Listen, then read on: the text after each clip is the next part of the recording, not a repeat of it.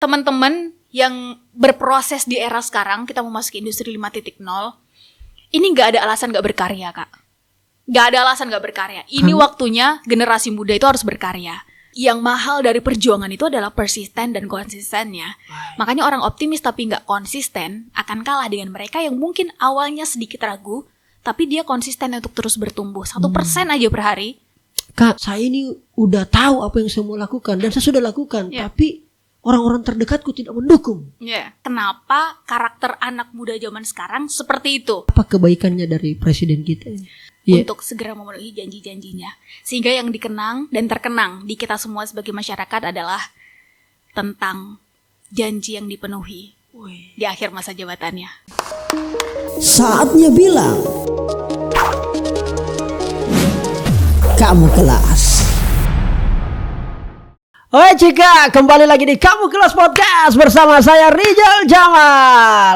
Akhirnya kembali kita ketemu Cika, dan ini luar biasa. Saya kedatangan tamu bukan main, jauhnya luar biasa, tetapi kita saling memonitor satu sama lain. Dan teman-teman yang juga follow Instagram pasti sangat tahu siapa tamu yang akan saya ajak ngobrol ini. Bukan sembarang tamu, tapi sebelum saya present saya akan menyampaikan melalui satu pantun, karena daerahnya beliau sangat identik dengan nuansa pantun.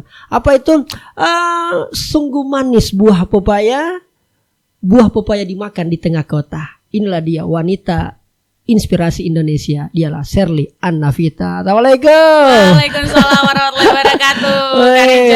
Akhirnya datang juga ya di studio saya. Alhamdulillah, terima kasih waktu dan kesempatannya. Keren banget ini studionya, teman-teman. Wah, alhamdulillah. Ini karena kita disupport sama Amaris saja gitu sebenarnya. Siap. Alhamdulillah. Sebenarnya ke Makassar ini dalam rangka apa ini? Kemarin ngisi seminar, Kak. Seminar di salah satu universitas di Makassar. Terus rasa-rasanya kalau udah ke Makassar banyak betul pemuda inspiratif di sini yang harus saya temui. Salah satunya Kak Rijal. Wih, Dede, thank you banget. Berarti kurang lebih udah 2 hari. Ya kurang lebih segitu lah. Oh, kurang lebih segitu. Nah, kalau melihat Makassar ini, sebelum kita ngobrol jauh ini, banyak sekali yang saya mau tanyakan dan saya sudah list ini. Waduh. Sebenarnya kalau Mbak Sherly itu melihat Makassar, selain anak mudanya tadi, apa saja yang menarik sih di Makassar? Sebetulnya setiap kali datang ke satu daerah, Kak, Sherly itu senang dengan 3 hal. Pertama, manusianya. Manusia, oke. Yang kedua, alamnya. Yang ketiga, makanannya. Asik sekali. Ya. 3 itu, Kak. 3 itu ya. Manusianya, orang-orang Sulawesi Selatan, Makassar khususnya, Kak, itu terkenal pemberani, tidak takut memperjuangkan sesuatu yang dianggapnya benar. Keras dengan sesuatu yang dianggapnya benar. Betul. Yang kedua, pemandangan alamnya. Waduh, ini udah nggak usah diomong lagi lah kayaknya. Betul. Makassar banyak betul. Sulawesi Selatan ya. Sulawesi Selatan. Kalau Makassar dia lebih identik dengan baharinya. Betul. Okay. Kita maritim. Baharinya sendiri adalah yang terdalam kedua. Begitu?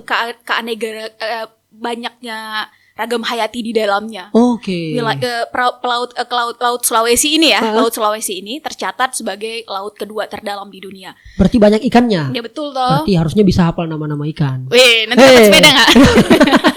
Oke, terus yang ketiga? Yang ketiga makanannya. Aduh, sebentar kita ajak makan ya di Kampung Kuliner, boleh. Siap. Oke. Nah, Mbak Sher, saya sebenarnya selalu tuh masih penasaran sampai hari ini, Mbak Sher. Dan saya belum menemukan jawaban di berbagai macam konten atau di berbagai macam video-video yang diupload oleh orang lain yang ada Mbak Sherly-nya. Oh gitu. Kenapa sih Mbak Sherly mau terjun dalam dunia yang seperti sekarang ini? Apakah semua diawali dengan memang saya desain dari awal ini, gue mau nih jadi pembicara, gue nih mau jadi motivator atau sejenisnya, atau ya udah karena ada satu momen yang mungkin udah kecemplung di situ, ya udah, kalau bahasa Makassarnya anak-anak ini ya udah tak kalah, udah terlanjur. Itu gimana sebenarnya Mbak Sherly? Ini Anda udah rencanakan setiap hari kayaknya hampir seminar, ada Zoom meeting, apa segala macam. Makanya saya gelari beliau inilah ratu seminar ya. Waduh. Di mana-mana lebih banyak titik seminarnya, event seminarnya beliau dibanding kita nih. Itu gimana Mbak Sher? Awal mulanya ya, Kak. Kalau ditanya di desain, Sherly percaya bahwa nggak ada yang terjadi tiba-tiba, itu nggak ada. Oke. Entah kita sadar apa enggak, sebetulnya kita tengah mencicil itu di masa lalu. Karena apa yang terjadi sekarang kan sebetulnya akumulasi dari apa yang sudah kita lakukan di masa lalu. Tapi kalau aha momennya itu di tahun 2018 akhir, 2019 awal. Saat Sherly pulang pulang dari merantau studi saat itu Masya Allah. di Australia, pulang ke Indonesia. Shirley ini bukan orang yang aktif di sosial media, Kak. Oke. Artinya sosial media ini bukan sesuatu yang menjadi zona nyaman Shirley. Oke. Kalaupun aktif ya udah sekedar posting, ya ngasih tahu aktivitas Iya. di sana seperti apa, trik-trik ya kurang lebih gitu doang. Awalnya itu melihat sosial media kayak gimana sih waktu itu? Sosial media itu saya anggap sebagai media untuk menyampaikan ke teman-teman Oke. bahwa saya masih ada kok. Oh, Dalam oke. perputaran diskusi saya masih ada, tapi ke teman-teman. Oke. Jadi sebetulnya teman-teman yang ada di sosial media adalah teman-teman yang kurang lebih kenal Oh, secara oke. langsung. Nah, ketika pulang ke Indonesia itu kan tahun-tahun yang memang diskusi itu sangat panas ya saat Iya, itu iya, 2019. Sehingga ngelihat bahwa ketemu dengan teman-teman secara offline dan mendapati ruang diskusinya sepertinya kurang seimbang. Dan melihat perbedaan itu sebagai sesuatu yang kok kayaknya tabu ya, Kak. Iya. Kita kalau nggak sama pendapat, ya udah kita nggak temenan lagi. Ya, betul. Nah, itu dalam ruang demokrasi menurut Shirley kayak nggak tepat begitu. Oke. Nah, namanya kan baru pulang nggak tahu kondisi ini ada apa, situasi seperti apa. Akhirnya diskusi lah dengan teman-teman. Setelah itu ngelihat bagaimana media mainstream akhirnya memframing juga sudut-sudut pandang. Ya, rasa-rasanya kalau di atas meja itu ada banyak pilihan, tapi kok yang terlihat hanya pilihan-pilihan tertentu saja. Oke. Rasanya ini kurang fair dalam satu pesta demokrasi. Oke. Di negara demokrasi kita hanya dihadapkan pada beberapa pilihan saja. Akhirnya karena yang dimiliki hanya sosial media, maksudnya ya bukan siapa-siapa gitu yang punya jalan cepat menuju media mainstream, ya dimulailah dari apa yang dimiliki, apa yang dipunya dengan teman-teman berdiskusi. Ini apa yang bisa kita lakukan? Akhirnya ya yang dimiliki sosial media, ya udah kita mulai dari situ. Menyampaikan perspektif, sudut pandang. Sekiranya itu belum dinaikkan di media mainstream, yuk kita angkat sudut pandang itu sehingga kita semua anak muda punya referensi perspektif yang beragam. Jadi berbeda itu nggak apa-apa. Nggak apa-apa itu. Apalagi dalam ruang diskusi yang bisa kita pertanggungjawabkan datanya, logikanya. Itu justru indah dan menjadi anugerah apalagi di negeri demokrasi. Itu sih Kak awal mulanya. Berarti memang datangnya dari sekolah sebelumnya di Australia, tiba-tiba dapat nih tahun politik. Yang saat memang, itu momentum kali momentum ya. Momentum tahun politik dan memang lagi bang. Wah, luar biasa. Kita akhirnya kemudian tidak lagi krisis informasi, justru kita defisit tsunami informasi. Ya, tsunami informasi banyak banget yang ada yang hoax ini, ada yang benar. Ya, saya mengenal kamu itu, Mas Her. Dari situ. Siapa perempuan berjilbab berani banget dia ngomong kayak gini. Saya lihat begitu. Wah, menarik. Saya kepoin lah. Saya itu dapat videonya Mbak Shirley itu bukan dari Instagram sih, tapi dari grup WA. Oh gitu. Dari grup WA, Anda tahu grup WA saya yang mana? Yang memang ada memang kelompok-kelompok komunitas. Terus saya cari tahu siapa sih namanya ini, saya tanya nih. Oh, ketemulah di Instagram, ketik namanya Shirley. Oh, ini tuh, wah luar biasa. Ternyata cek per cek. Ternyata pernah ikut lomba dai juga. Betul. Tapi itu sudah lama. Dai cilik ya? Dai cilik saat Shirley SMP kelas 2, dai muda itu saat Shirley kuliah. Kuliah S1. Saya hampir kita satu panggung kalau begitu karena saya pernah. Jadi Kak Rizal juga ikut lomba dai muda. Diseleksikan se-Makassar. Betul. Se-Makassar. Saya lolos 10 besar. 10 besar Makassar. 10 besar. Besok baru ujiannya, di tesnya. Disitulah saya gugur. Yang dari Makassar itu kalau nggak salah namanya Adi. Siapa namanya? Iya betul. Fadil. Tahun berapa sih Mas Herli? Ini langsung bicara dai ini. 2012 saat saya kuliah S1, 2013 gitu lah. Gitu ya. Oke. Ya tapi itu 10 tahunan yang lalu 10 tahun yang lalu dan dari situ memang kelihatan bahwa public speaking-nya Shirley keren. Berarti memang berawal dari situ akhirnya dari karena yang dipunya cuma media sosial media. Ya namanya anak muda ya. Anak muda.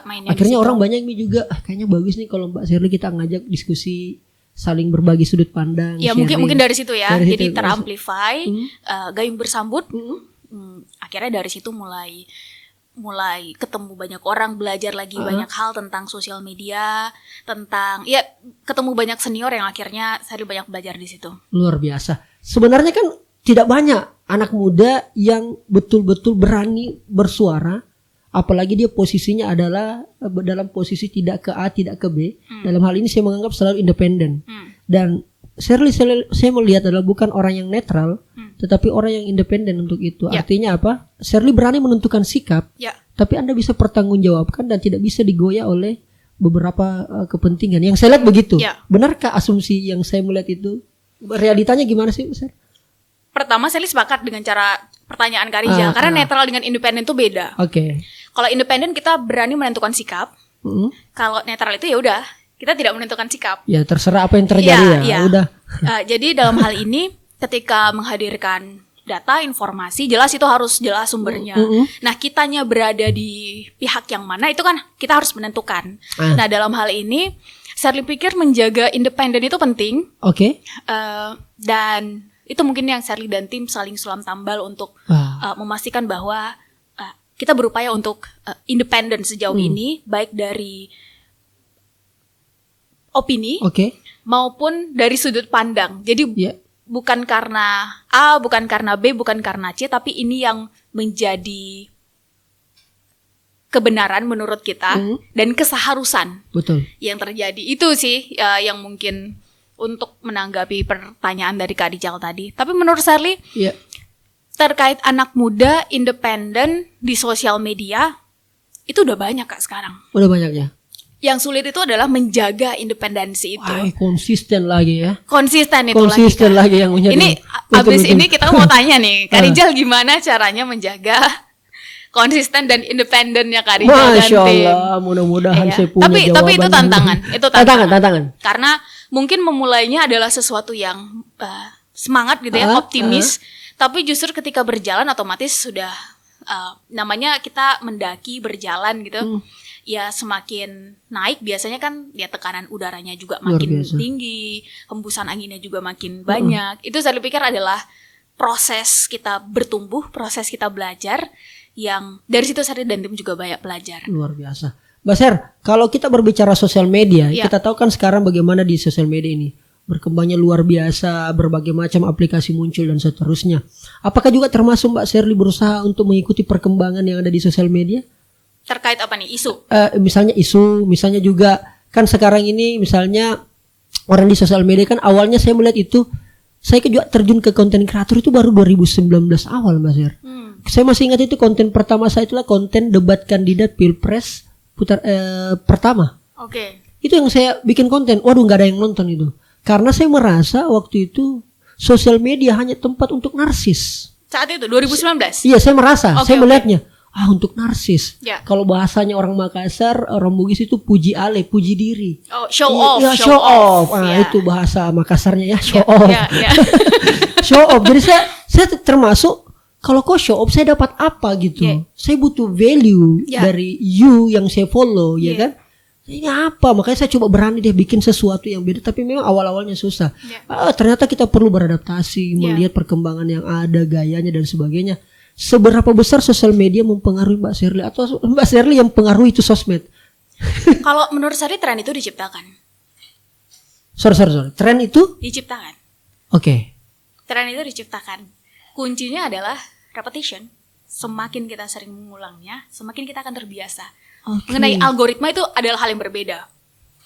Itu tren itu diciptakan, mengikuti algoritma, beradaptasi dengan cara, itu saya pikir adalah satu hal yang pasti.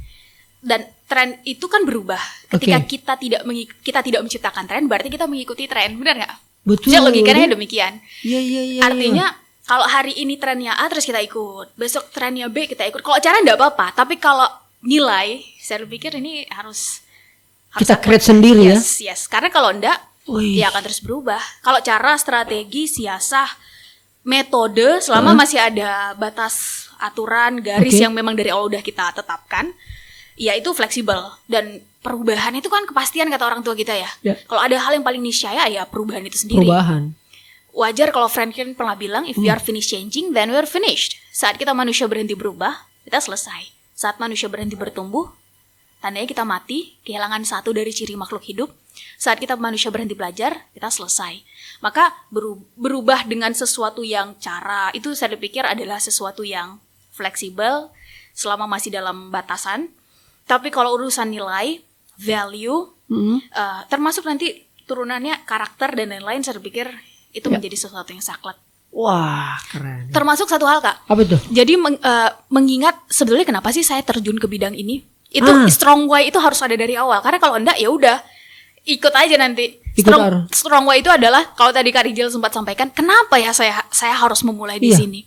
Dan itu menjadi sesuatu yang juga pemantik di Sherly dan tim di 2019. Kenapa saya harus mulai di sini nih? Sehingga ketika sudah mulai ada godaan, cobaan kan biasa ya Kak dalam perjalanan kita.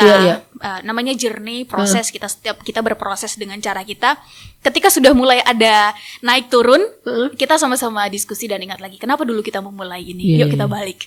Gitu. Jadi saling berada di bawah, nggak terlalu rendah, di atas juga tidak terlalu tinggi prosesnya. Itu salah satu yang perjalanan ya kita di sosial media. Nah, pernah nggak Sherly merasakan di sosial media? Kayaknya udah deh saya jenuh, capek, udahlah nggak usah main di sosial media. Kayaknya perlu main yang lebih. Kalau mungkin kan selama ini kalau saya selalu anggap saya anggap diri saya selalu merasa kayak saya kayaknya dianggap orang itu, Mas Her. Ini Kak Rijal di sosial media terus, di sosmed terus. Sekali-sekali kau pergi lihat langsung. Kau pernah rasakan kah? Kau bikin konten, kau pakai narasi apa segala macam, tapi kau tidak pernah kelihatan. Kadang-kadang tuh, aduh kayaknya sudahlah kalau begitu saya tidak mau main. Tapi ketika saya tidak main, ternyata ada juga panggilan, Kak, perlu ini disuarakan. Kalau Mbak Sherly, gimana sih biasanya pikiran yang berkecamuk tentang kan genre-genrenya Mbak Sherly kita nggak terlalu jauh beda ya kan, Mbak Sherly di pendidikan, di motivasi dan seterusnya. Apa yang biasa mengganggu? Sebetulnya bukan mengganggu, tapi mana cara berpikir tadi itu diimbangi dengan logika bahwa kita nggak mungkin membandingkan antara mereka yang bermain panah dengan mereka yang bermain pedang. Keduanya punya posisi, peran, kapasitas, bidang masing-masing yang berbeda. Yang ketika tujuan atau mungkin bukan tujuannya yang sama, tapi irisannya sama, maka memaksimalkan fungsi tujuan masing-masing ini akan sedikit kurang lebihnya memberikan impact yang besar. Karena kita nggak mungkin membandingkan antara misalnya nih ikan dengan cara dia memanjat pohon, itu kan nggak fair. Iya betul ya. Nah dalam hal ini selama yang dilakukan itu sebetulnya tujuannya adalah baik, tujuannya adalah benar, tujuannya adalah untuk kemanusiaan, untuk sesuatu yang memang sudah ditetapkan tadi nilai-nilainya, maka lakukan. Kalau capek, kalau merasa lelah, kalau merasa kayaknya kita butuh istirahat deh, maka take our time, istirahat. Karena kita juga bukan robot yang harus dipaksa, enggak. Ambil waktu kita, mungkin dengan kembali melihat sebetulnya apa niat awal kita membuat ini. Sesekali menyempatkan diri untuk bertemu langsung, saya pikir perlu agar tetap relate dengan apa yang sebetulnya sedang dirasakan, saya pikir penting. Tapi memaksimalkan fungsi kita masing-masing itu adalah salah satu cara berpikir untuk mengimbangi mindset kayak tadi. Apalagi sekarang Kak, bahwa 8-13 jam waktu kita anak muda habisnya di internet. Iya, artinya ini mengambil waktu yang nggak sedikit anak muda menghabiskan waktu di sana toh. Nah, ketika waktu anak muda habisnya di sana, berarti harus ada, entah kita mau bilangnya narator, entah itu apa sekarang mungkin influencer, entah mungkin silakan di bidang kita masing-masing yang memang mainnya berusaha untuk ke tengah otomatis.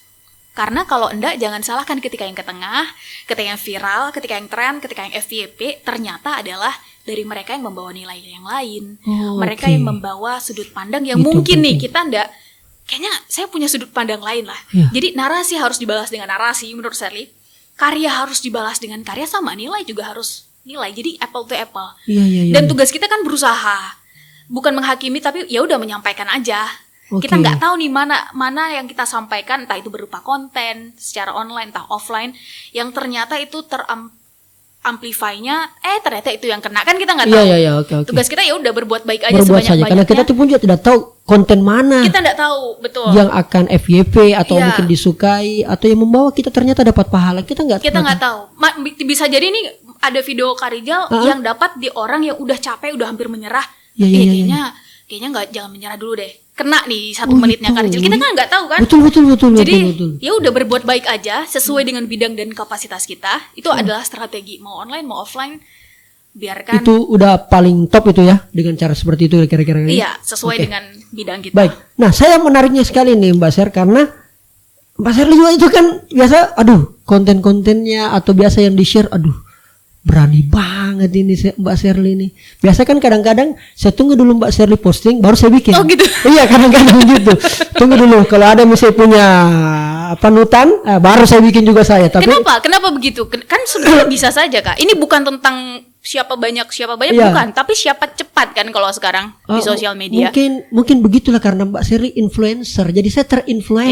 Kak Rijal ini juga influencer masalahnya kan. Jadi sebetulnya sama. Oke, gini maksud saya Mbak Ser.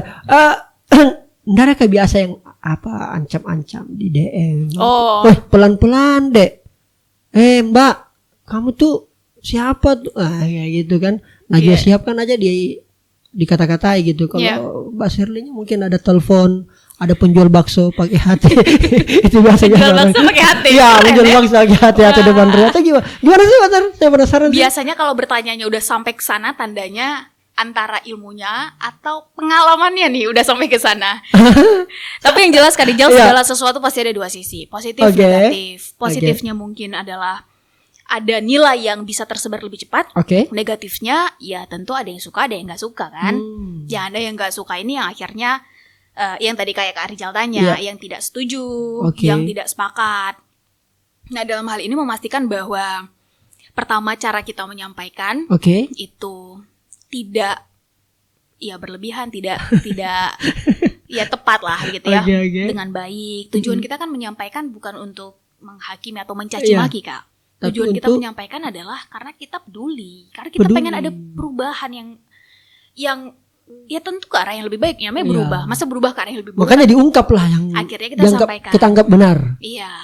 Jadi ya sebetulnya itu sah-sah saja kan di negeri demokrasi. Iya. Hanya saja mungkin ada yang tidak sepakat atau tidak sependapat, ya itu sah-sah saja. Biasa itu ya. Itu biasa, biasa. Memastikan bahwa kita tetap berada di koridor aman, itu penting. Meskipun aman di Internet of Things itu abu-abu, Kak. Itu abu-abu. Ya itu mungkin yang harus menjadi menjadi garis. Termasuk Serly, ini bukan kerjaan satu orang, Kak. This is not one man show, ini tim kayak Kak Rijal. Jadi memastikan bahwa konten yang naik, data-data yang naik, termasuk pilihan katanya, itu berusaha untuk difilter, apalagi memang ketika itu di hard issues. Termasuk endorse juga ya. Ya termasuklah. Jadi Mbak Ser, saya penasaran. Ini kan saya Mbak Ser keliling terus ya, keliling daerah. Sebenarnya ini Mbak Serly dan tim udah pernah hitung ya berapa daerah atau udah berapa titik pernah sebentar saya pastikan ya, kita berapa provinsi lagi yang belum? Berapa provinsi yang belum? 3 provinsi dari 3 provinsi yang belum. Provinsi apa itu? Papua dan sekitarnya itu, dan NTT. Sebetulnya dulu sudah pernah mau ke sana, jadi sudah masuk plan. Tapi karena pandemi ya kita ikuti aturan, jadi itu kepotong dulu. Selalu ada hikmah. Tapi memang energinya beda ya Kak. Antara ketemu langsung. Beda. Betul ya Kak? Iya. Saya bahkan pernah menolak itu untuk online. Nggak usah online. Kenapa? Kenapa saya menolak? Karena pertama saya rasa diri saya ini bisa betul-betul keluar semua saya punya. Energi Sakti Mandraguna itu. Ketemu langsung, ada personal touching, ada feeling, not only knowing yang saya mau itulah kira-kira.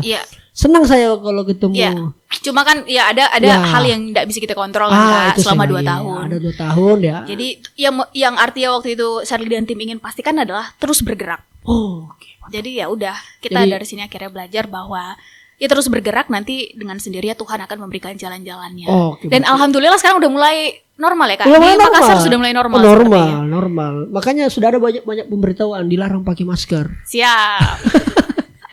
Mbak Ser, dari antara semua daerah itu ada nggak yang pernah ada kejadian unik gitu yang sampai unik ini hari gimana nih? Unik gimana? Unik versinya Mbak Serly yang memorable banget, nggak bisa dilupakan sama sekali. Yang unik ya? Iya. Setiap daerah unik dengan ini ya masing-masing dong Kak. Atau pernah nggak ada pelarangan gitu? Nah ini kan spesifik kalau begini. Iya. Wah itu Shirley nggak biasa dia tuh ini. Sebetulnya pernah Kak, kalau boleh jujur. Jadi di beberapa tempat itu H-1 bahkan di malamnya sudah semua oke, kita udah ketemu panitia, sudah makan bareng, sudah semuanya sudah oke. Terus malamnya dapat informasi dadakan untuk dibatalkan.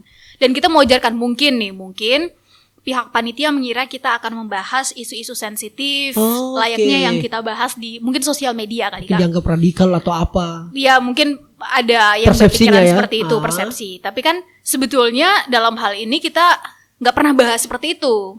Artinya ketika kita menghadiri acara, apalagi kalau ke universitas, itu jelas koridornya adalah bicara pendidikan, bicara anak muda, bicara self development, motivasi, dan itu sebetulnya sudah ada dalam schedule dalam syarat-syarat kita.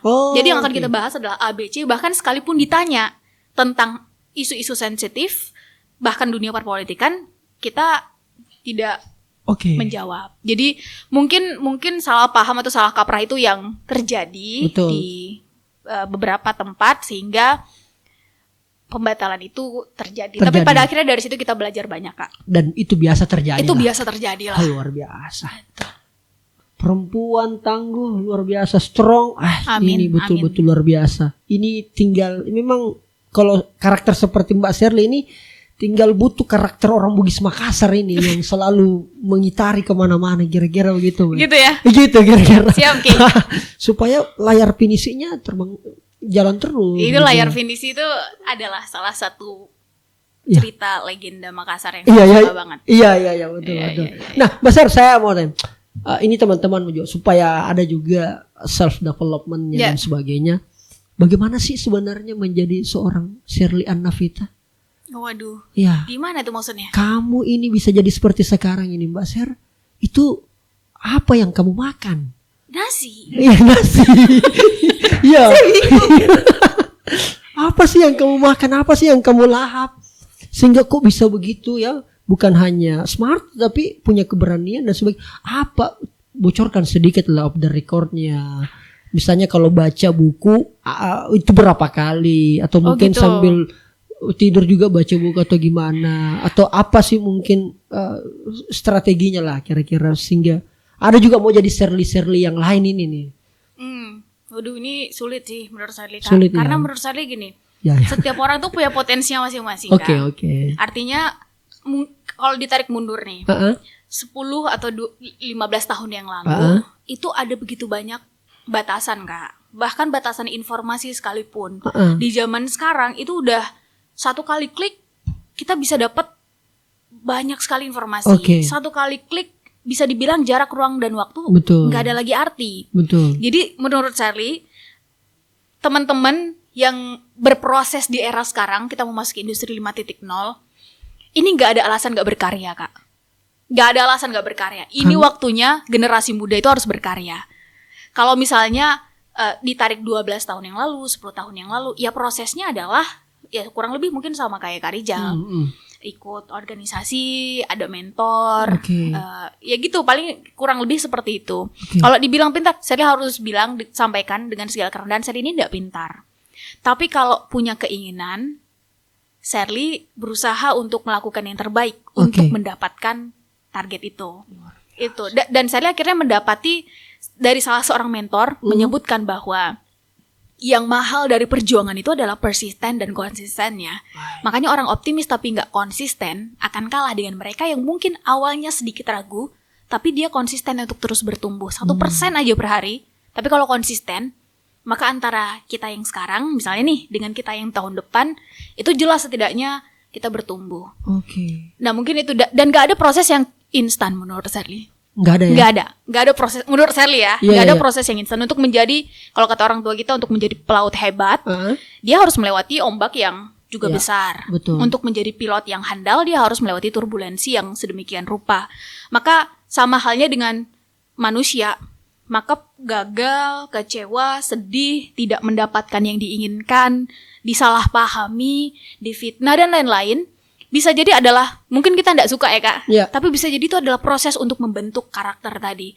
Dan at Oke. the end of the day pada akhirnya tujuan akhir pendidikan adalah membentuk karakter. Oh, berarti yang kita butuhkan memang tadi kalau dengar ceritanya Mbak Shirley berarti tidak hanya kemampuan konsisten terus bertumbuh tapi endurance, Iya. daya tahan. Betul. Hai, dan itu daya tahan itu orang Bugis Makassar lagi punya sifat itu. Tuh, begitu ya. Punya karakter itu. Siap. Bagaimana saja ombak badai dihantam Pakai kapal Finici itu. supaya sampai ke pulau impian dan pulau harapan. Siap. Mbak Ser, kalau melihat anak-anak muda sekarang sih, kalau saya ke seminar-seminar, nggak tahu sih kalau Mbak Shirley rata-rata apa sih yang biasa ditanyakan. Tapi kalau saya Mbak Ser ya, izin sharing sedikit. Saya ditanyakan itu biasa, Kak, saya tahu mie apa yang saya suka. Ya. Ya memang begitu kan anak-anak Makassar. Saya tahu mie apa yang saya suka. Tapi enggak tahu Kak bagaimana caranya memulai. Wah, saya kasih lah. Oh, itu rata-rata. Ada juga yang bertanya gini, Kak, saya ini udah tahu apa yang saya mau lakukan dan saya sudah lakukan, tapi orang-orang terdekatku tidak mendukung, Ya. tidak disupport. Jadi itulah yang membuat saya kadang-kadang down. Buat apa saya lakukan tapi saya tidak didukung oleh orang-orang terdekat. Bahkan, mohon maaf, termasuk kadang orang tua. Ya. Jadi kadang-kadang self development-nya kurang bisa develop, berkembang karena persoalan-persoalan itu. Ya. Jadi saya rasa memang kadang-kadang ya ada faktor internal dan eksternal kan. Tapi ternyata faktor eksternal jauh lebih mempengaruhi kuat anak-anak sekarang. Selemah itu kan anak muda kita gampang terpengaruh dengan hal-hal yang sifatnya yang di luar kontrolnya. Jadi kalau melihat kondisi kayak yang Kak Rijal tanya tadi, Shirley lebih tertarik untuk membahas kenapa karakter anak muda zaman sekarang seperti itu. Itu. Karena pada akhirnya kita bukan mau menghakimi, Oke. tapi melihat ini sebabnya apa dan apa Oke. yang bisa kita lakukan. Oke. Nah, jadi kalau kita mau balik nih Kak ke zaman orang tua kita dulu, mereka Oke. dewasa jauh lebih cepat dibanding generasi kita. Oke. Terus dibanding generasi Z, termasuk nanti generasi Alpha. Wajar misalnya nih, kala itu umur 17 tahun, umur 20 tahun, mereka sudah mendapat beban, amanah, tanggung jawab, bahkan tanggung jawab hidup gitu. Yang itu akhirnya membuat mereka menjadi tough. Ya. Bener gak orang tua Kak Rijal kayak gitu? Betul Ya. betul. Jadi kalau tanya sama orang tua, di umur mereka ngapain, bagaimana kondisi situasi kehidupan membentuk mereka, itu wajar. Dan semakin kesini kita gak bisa salahkan, digital infrastruktur itu sudah tersedia. Mau apa tinggal klik, datang, diantar sampai depan rumah, tinggal ambil, bayar, klik, langsung semua gampang Kak. Jadi wajar ketika yang terbentuk kayak begitu. Ini bukan mau menyalahkan benar salah, bukan. Tapi ketika tahu akarnya di situ, maka yang kita perlu tarikan adalah terus solusinya apa kan gitu. Maka saya pikir seperti kamu kelas beda baik ini adalah salah satu solusi untuk luar biasa memang menumbuhkan tadi itu. Jadi semangat Kak. Oke. Saya akhirnya yang disemangati guys. Luar biasa. Tapi pertanyaannya kurang lebih sama. Iya. Kak, kita sebetulnya sudah tahu apa yang mau kita lakukan, tapi nggak tahu mulai dari mana. Betul. Orang tua kita nggak mendukung kan begitu. Pada akhirnya ternyata Kak jawabannya berulang. Bahkan dari 1400 tahun yang lalu. Mulai dari yang paling mudah, mulai dari yang paling dekat dengan kita. That's it.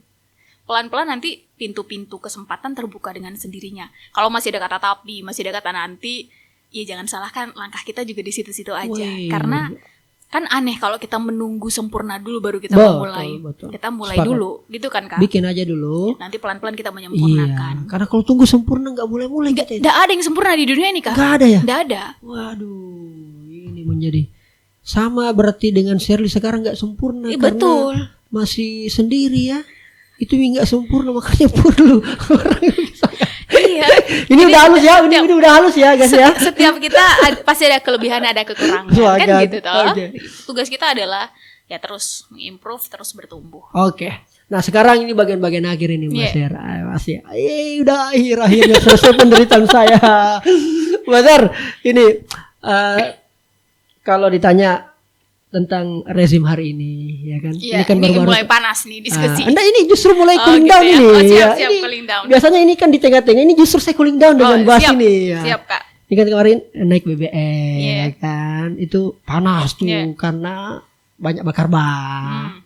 Untung kemarin kemarin kayaknya ditutup jalannya di depan kampus UMI ya.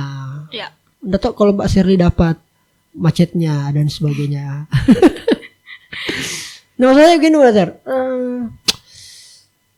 kalau ditanya sama Mbak Sherly ini dibanyanti aja Mbak Sherly ya. Apa sih yang bagus dari rezim hari ini? Waduh, pertanyaannya keren. Iya. Yang bagus dari rezim hari ini? Iya.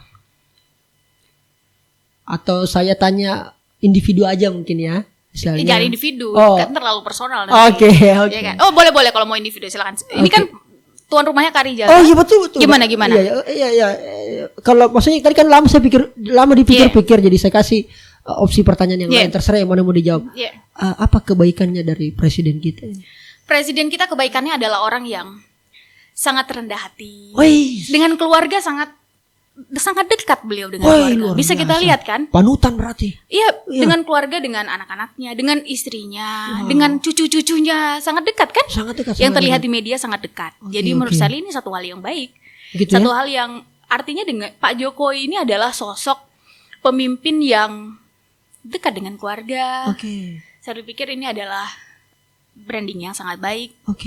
Jadi kalau ditanya sosok Pak Jokowi itu saya melihat itu. Wah, berarti menjadi suri toladan buat para keluarga ya.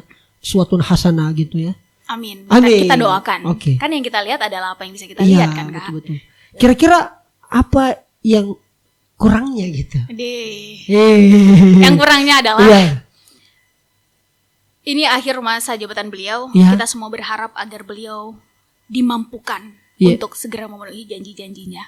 Sehingga yang dikenang dan terkenang di kita semua sebagai masyarakat adalah tentang janji yang dipenuhi di akhir masa jabatannya. Amin. Supaya ini kan dia sudah jalan perjalanan 2 ronde ini. Ya kan ceritanya. Mudah-mudahan tidak KO. Gimana tuh KO? Maksudnya kalau orang main tinju kan biasa ada yang menang KO gitu. Siap. Semoga bisa berakhir dengan yang dikenang oleh masyarakat yang baik-baik lah. Berarti yang semoga bisa husnul khatimah. Amin. Kok husnul khatimah? Iya, supaya endingnya bagus. Ya gitu. Intinya seorang pemimpin itu dinilai kan dari bagaimana. Saya sudah berusaha halus ini Mas Er. Ini memang kritis banget ini orangnya ini anak satu ini. Husnul khatimah itu seolah selesai gitu, ending gitu. Luar biasa. Kita nggak tahu perjalanan beliau seperti apa kan. Kita nggak tahu. Yang jelas harapan kita baik. Dan kita mendorong untuk beliau bisa tetap bisa memenuhi janji-janjinya, karena kan seorang pemimpin dinilai dari situ Kak. Kalau kita mau fair ya. Jadi dari janjinya ya. Iya, kita doakan semoga beliau, timnya, segenap mereka yang diberi amanah untuk bisa segera memenuhi semua itu. Amin. Udah pernah foto dengan Pak Jokowi? Belum ya. Saya udah pernah. Wih, keren. Gimana rasanya Kak? Dapat sepeda nggak? Waktu itu belum. Nanti saya perlihatkan. Tapi gimana rasanya? Rasanya tuh ada pride, kebanggaan. Saya lagi foto nih apa segala macam. Sama presiden gitu ya. Asyad. Bagian-bagian akhir lagi. Banyak bagian akhirnya. Iya. Nah, di bagian-bagian akhir ini Mbak Sher tentu banyak hal yang kemudian menjadi PR buat kita. Sebenarnya saya sih dulu ketika ada reshuffle, saya sih berharapnya ada sosok Anda di situ. Oh gitu. Iya. Saya berharapnya saya ini gitu. Siapa Kak? Bukan siapa-siapa. Iya, mereka juga kan bukan siapa-siapa. Gitu tapi ya. akhirnya hari ini menjadi siapa-siapa. Siap. Maksud saya tidak berminat menjadi staf khusus milenial gitu. Menjadi apa tadi? Staf sus milenial gitu. Staf sus milenial. Iya, tahu kan? Oh iya. Yang saat itu ya, viral itu ya. Maksud saya gimana menurut Mbak Sherly dari 10 sampai 100 Mbak Sherly menilai kinerja staf sus milenial itu di angka berapa? Iya, pertanyaannya yang mana nih? Berminat atau gimana? Ya pasti kan pasti tidak berminat. Oh gitu. Ya menurut saya nih. Walaupun Mas Sherly tapi tidak berminat. Makanya saya kasih aja penilaian lah 10 sampai 100 kira-kira. Atau mungkin ada mau dikomentari dulu soal staf sus. Ya. Kalau menurut Sherly, ya sah-sah saja membentuk staf sus milenial, sah-sah saja. Hanya saja harapan kita adalah mereka bisa ditempatkan untuk benar-benar mewakili suara milenial, bekerja untuk milenial, supaya terrepresentasi apa yang kita inginkan, apa yang kita butuhkan. Oke. Bukan sekedar menjadi tempelan Oh, yang itu untuk menghiasi dan menjadi pion-pion. oke. Dah, seperti itu saja menurut Sherly. Saja, oke. Yang jelas Sherly yakin bahwa mereka yang terpilih di sana adalah yang terbaik di bidangnya. Kita Oke. doakan mereka terus bisa memberikan kontribusi dan kerja-kerja nyata yang impact-nya bisa kita rasakan semua sebagai anak muda. Wow, luar biasa Mas. Mbak Sher, terima kasih banyak sudah hadir. Terima kasih banyak Kak Rizal. Ini panas sekali sepertinya di sini Saya ya. doakan Di kursi panas iya, ini. begitulah rasanya walaupun tidak ada apinya ya. Iya. Kalaupun masih ada api, mungkin api dari bakar bannya anak-anak di Makassar. Siap. Dan yang paling penting saya doakan Mbak Sherly bisa menjadi presiden. Oh gitu. Iya, karena pernah ikut lomba I Am Oh, Presiden. presiden. Iya, saya sudah nonton semua videonya Mbak. Siap, siap. Semua videonya Mbak Sherly saya nonton semua. Masih ada ya? Yang mulai dari culun-culunnya, Iya. yang pasang jilbabnya masih belum tertata rapi, ya, cara apa sih namanya ini, pentul Iya. jilbab. Iya, Itu iya. masih saya nonton itu. Iya. Yang I Am Presiden, kebetulan ada teman saya juga waktu itu ikut lomba I Am Presiden. Siap. Berarti cita-cita Siapa tuh? Anda Siapa tuh? mau dirikan Nacong. Oh iya, Kak Nacong. Kak Nacong orang Makassar kan? Siap. Berarti mau jadi presiden.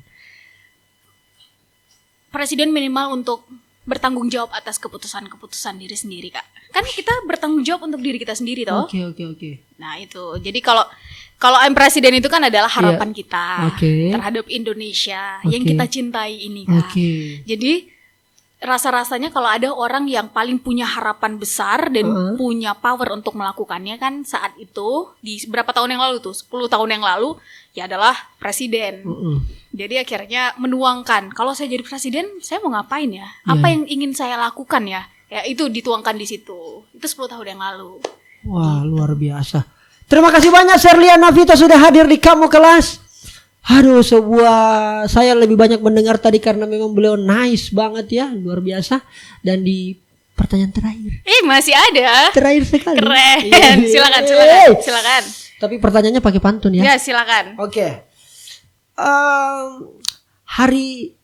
Hari Minggu, Senin dan Selasa. Cakep. Jangan lupa ke Kota Mekah. Cakep. Karena Mbak Sherly ini sudah dewasa, kira-kira kapan menikah? Dede. Terima kasih banyak Mbak Sherly sudah hadir. Saya mau kasih pantun juga. Oke, dia balas ternyata. Oke. Ke India ada Taj Mahal. Cakep. Ke Amerika ada Patung Liberty. Wih, Didi. Sukses terus untuk tim dan Rizal. Iya. Semoga makin viral dan terus menginspirasi. Luar biasa ini. Kalau orang Aceh ya, orang Semenanjung Sumatera udah berpantun, saya wabillahi taufiq wal hidayah ya, luar biasa. Makasih banyak. Terima kasih banyak ya Kak Rizal. Dan saatnya bilang kamu kelas. Wih, itu ya terakhir ya. Closingnya itu. Kamu kelas. Saatnya bilang kamu kelas.